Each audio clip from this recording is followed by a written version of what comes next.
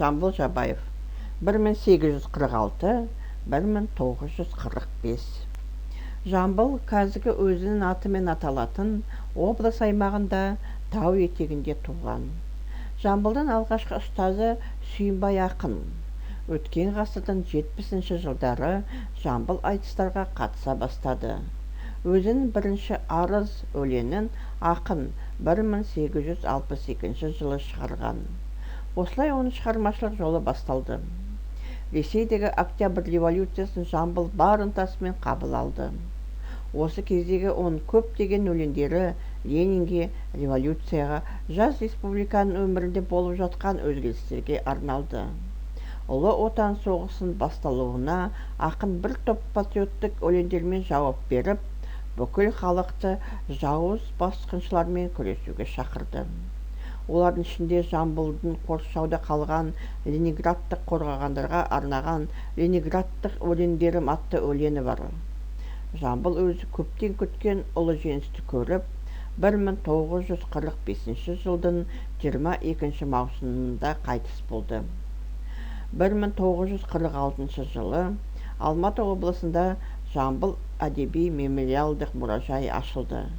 Жамбыл Жабаев өзінің тамаша өлеңдерімен, дастандарымен халықтың есінде мәңгі сақталмақ.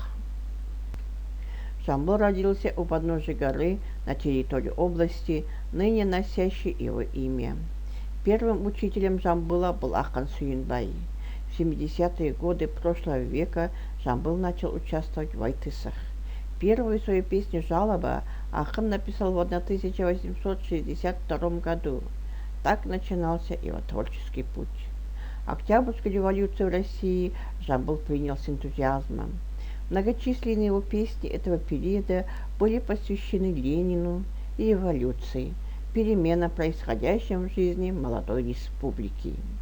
На начало Великой Отечественной войны ақын ответил рядом патриотических песен, призывающих народ на борьбу с ненавистными захватчиками. Среди них была и знаменитая песня ленинградцы «Дети мои», которую Жамбыл посвятил защитникам блокадного Ленинграда. Жамбыл дожил до Великой Победы, которую так ждал, и умер 22 июня 1945 года. В 1946 году в Алматинской области был открыт литературно-мемориальный музей Жамбыла.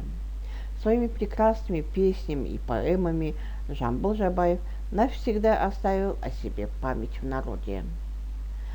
Дом, в котором ақын жил с 1938 по 1945 годы.